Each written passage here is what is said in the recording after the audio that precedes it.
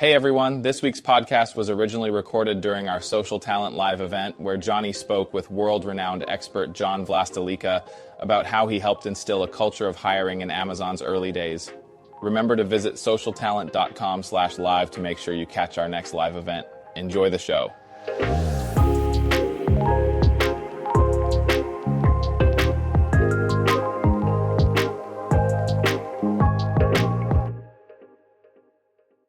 But to get started, I'd like to welcome our first guest for the first discussion of the event, John Vlastelica. John, do you want to turn on your camera and we have you there? John, you're very welcome. You might share with the audience where are you joining us from in the world, and maybe you could give a summary of your history and background and why this topic is of particular interest to you as well. Sure. I'm on the West Coast in the US, and I love this topic. It is probably the notion of creating this hiring culture, this culture of recruiting where everyone sees recruiting as part of their responsibility, not just TA, HR, is probably the most strategic differentiator I see between organizations in terms of who gets the best talent. It's not as much about compensation as you'd think. It's not just about return to office. It's not just about job titles and career offerings. When hiring managers are super engaged and see recruiting as part of their day job, you win more top talent. And so this is something that I think is, if I were to prioritize what a TA leader should focus on in any economy, regardless of your, ATS, your CRM, your sourcing tools, your interviewing tools, whatever, like this to me has the biggest lift, the biggest ROI for organizations. So I'm super passionate about it. So John, you run an organization called Recruiting Toolbox. For those who haven't seen John speak or present before, if you haven't been at one of these shows, if you're not a social talent user, maybe John might be new to you. If you are, you've no doubt seen John and his team present amazing content on interviewing, on being a talent advisor, and tons of other areas. And I know, John, your business delivers consulting around this topic to organizations around the world. It's been a passion of yours for several decades. If a leader is on this call and she's going to her CPO or CEO tomorrow and saying, I was on this, webinar where we talked about a hiring culture. And the CEO says, a hiring culture, what do you mean? How could she best answer that? How would you frame it? Or how should she frame it? I think it goes back to what your poll question said. A hiring culture is really one where recruiting is part of everyone's job. It's getting great talent to the organization, retaining great talent. That's part of everyone's job. And I'll be honest, a lot of startups have that culture by default. You don't have a big TA team. You don't have a big HR team. So everybody, the CEO, his or her directs, their directs, everyone is part of it. They're recruiting off universities. They're driving referrals. They're playing a role in interviewing. They're on the phone on the weekends or late at night trying to close a candidate. Everyone sees it as part of their job. As you grow and scale and TA comes in and you start having a formal function around this, you tend to lose it a little bit. And one of the things that really drives me crazy is there's this shift that starts to happen, which we talk a lot about in our talent advisor training, where the business starts to see themselves as the customer of TA.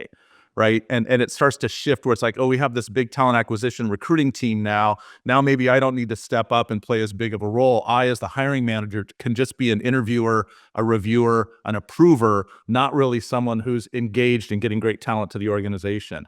So when I look across organizations and I see who is delivering, the best candidate experience, who has the best conversion funnel metrics, who closes and wins the best talent, it's usually companies or teams where you have really engaged hiring managers. They're championing TA. They're not doing it as a favor for TA, right? They're not doing it because there's some new policy or the CEO announced it on yesterday's effective Monday. We're all going to have this hiring culture. It's because usually they're in some kind of pain around hiring is what starts it, and they realize the more engaged they are, the better talent they get.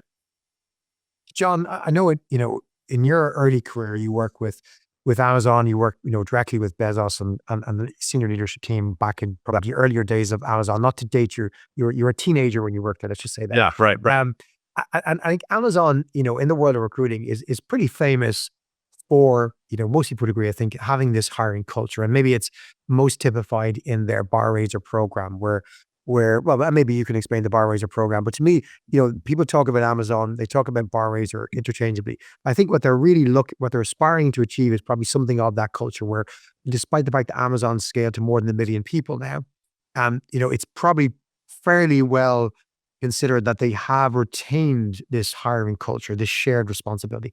Can you maybe talk us through, maybe the roots of that and maybe artifacts like a bar raiser program, what role they play in developing that culture? Yeah, the Bar Raiser program is a program I got to build and lead and scale when I was at Amazon a long time ago. And we were trying to solve this idea of a variable hiring bar, right? A lot of organizations before Bar Raisers existed, you would have the hiring manager sit in on the interview process and make sure that you were hiring not just a button seat, but a good long-term hire. You weren't desperately hiring as a hiring manager, right?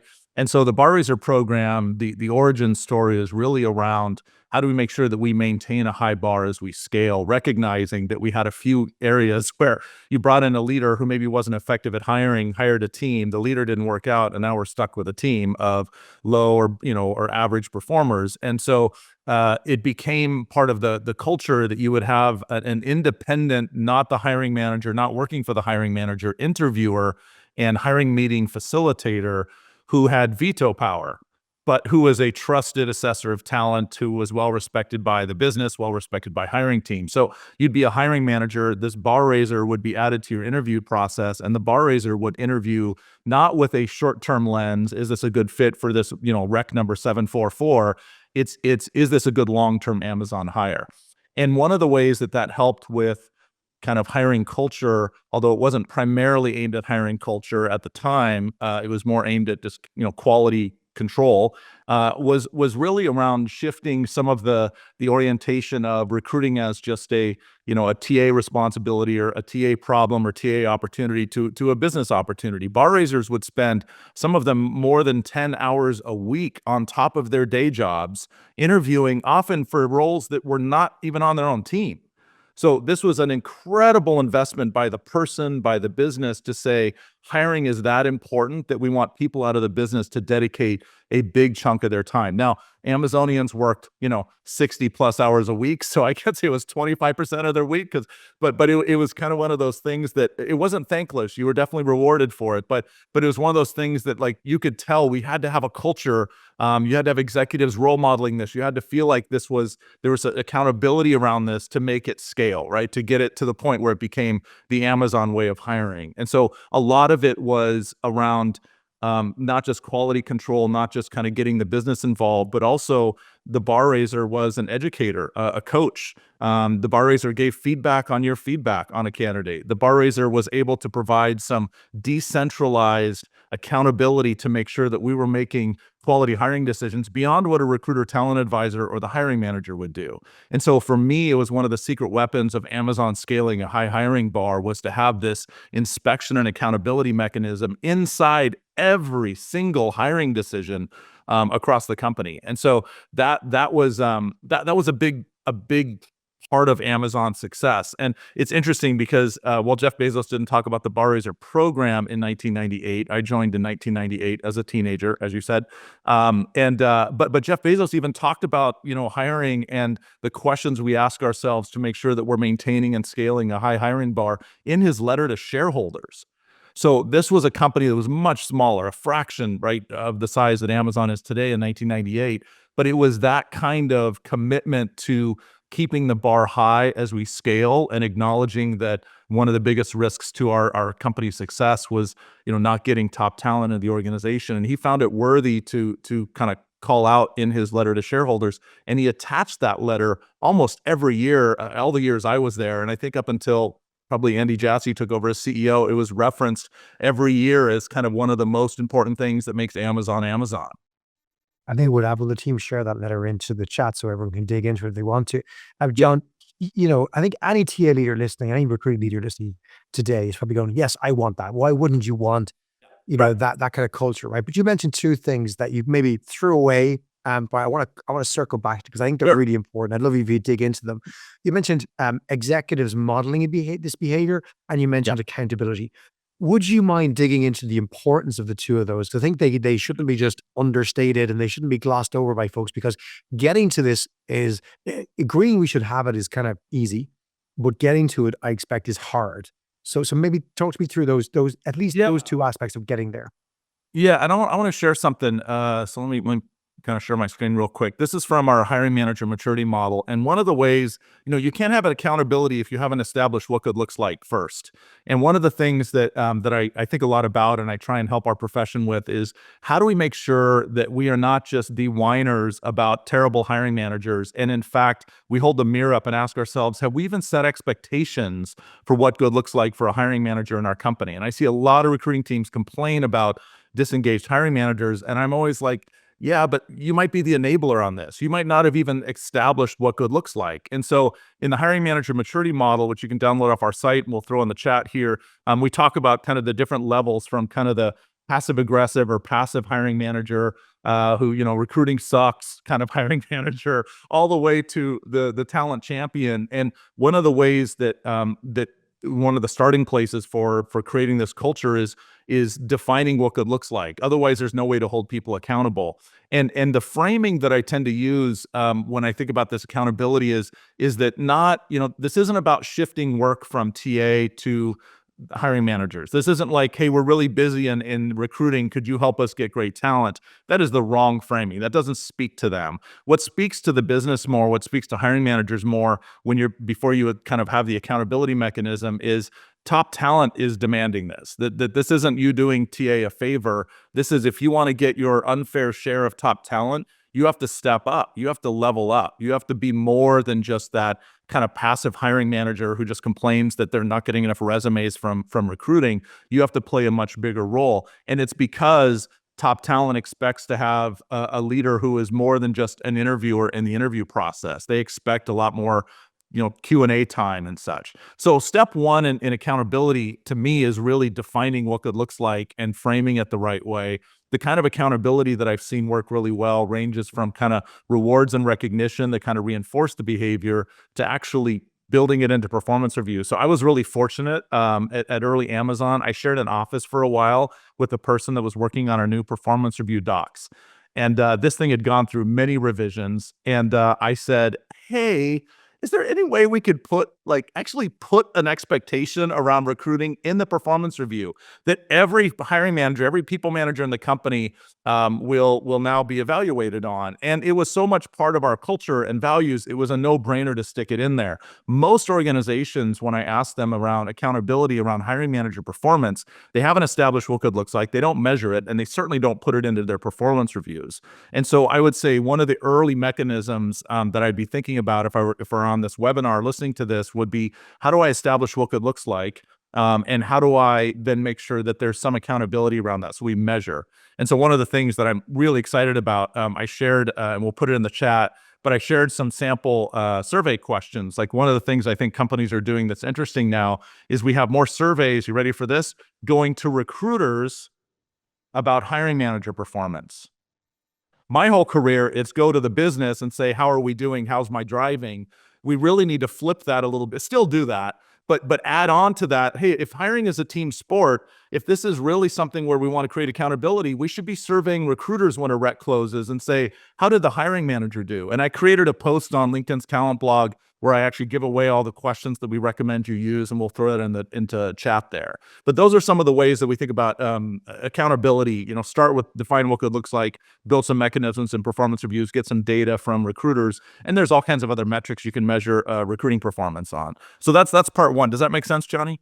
100% does. 100%. The other part, the executive modeling, it actually leads me to a bigger question. Is this even possible without a senior level executive buy-in above you as the TA leader? I'm going to talk to Danny about this in our next part of the chat as well, but I think that is actually part of a requirement is, you can't have executives talking about talent in a way that sounds like it's an HR issue and not role model this high ownership culture and expect to get a great culture of recruiting out of it. Like you absolutely have to have that. And one of the things that I see, we do a lot of live hiring manager training in addition to the training we do on SocialTalent. And one of the things we talk a lot about in our interviewer hiring manager training, we call it license to hire, is really the expectation that we have of hiring managers and the expectations they should have of their managers, the executive team. And when we do executive interview training, that is actually probably a third of the workshop is not so much teaching C-level and VPs how to ask behavioral interview questions. It's reinforcing you have to be role modeling this. My mom used to say this all the time, more is caught than taught. And the idea is I will do what I see more, what I experience, what you as a parent do, with a child. More is caught than taught. My mom smoked when I was little. She was a nurse. She's like, smoking is terrible. Never smoke, JV. Never smoke. Never smoke. It's terrible for you. Well, I didn't smoke, but I could have because I'm watching my mom. I'm hearing what she's saying, but I'm watching what she's doing. And so I tell executives more is caught than taught, and you have to role model this stuff for it to really get embedded in the culture. And if you're doing the opposite of this, whether that's focusing on pedigree versus on skills, or just not role modeling, investing the time, or talking about talent as, recruiting is broken as if that's HR's problem, you're really doing yourself a disservice. I've had a question that's come from Kat through the chat. I think it's really interesting. When we talk about the Amazon change, and I think it's not just related to the Amazon experience, but any organization with a hiring culture where we're putting that accountability on managers. When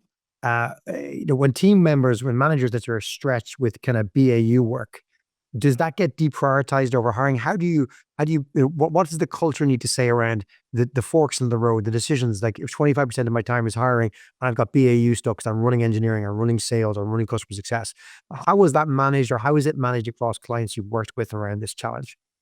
It's really interesting. It is hard. I was a bar raiser for HR at Amazon, and it was very hard and frustrating. I had a very full day job, and then I had to go do, an interview for a compensation person, which is not even my area of expertise, right? It is hard to do. There's no question that the business as usual day job is largely a full plate for most companies.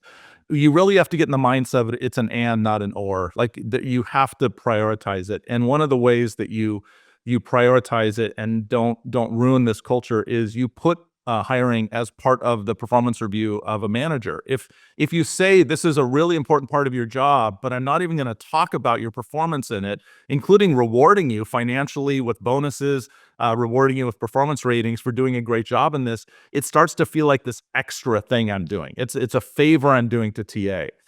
Adobe is one of our clients. We did some recruiting leadership training for, and as part of the focus groups, I was talking to an executive in Eastern Europe, and I ask executives all the time about this hiring culture stuff. I don't call it that, but I say, what are the expectations you have as an executive of the hiring managers that work for you? And there was this executive in Eastern Europe, and he said, I tell my team there's only 2 reasons you miss an interview. There's only 2 reasons you don't engage in resume review and engaging candidates, and that is a family emergency or the website is down. Otherwise, 100% of your focus, if you have to choose between something else and hiring, it's hiring. Hiring is the most important short and long-term work we do here at our company. And I remember the grin on my face, Johnny, as you can imagine, someone who's dedicated their career to pushing this idea, hearing a leader, not prompted by me, share something that definitive around his expectations just lit me up for the whole day. It just made me so happy that there's people like that all over the world that are thinking about hiring in that way. And when I talked to Adobe TA leaders about the quality of talent, they said that leader gets the best talent. Everyone wants to work for that leader. And he is putting high expectations beyond your day job. Most people joining that team have never spent as much time on recruiting as they have when they joined his team, but he is still one of the highest rated, highest performing leaders in the company. I love that. We have a great comment in from Ian Perriman. We can't lose sight that what allows that type of accountability is having a strong relationship between TA and the business lines. That brings me to my second poll question, actually, because I think this is the perfect timing for us to launch this.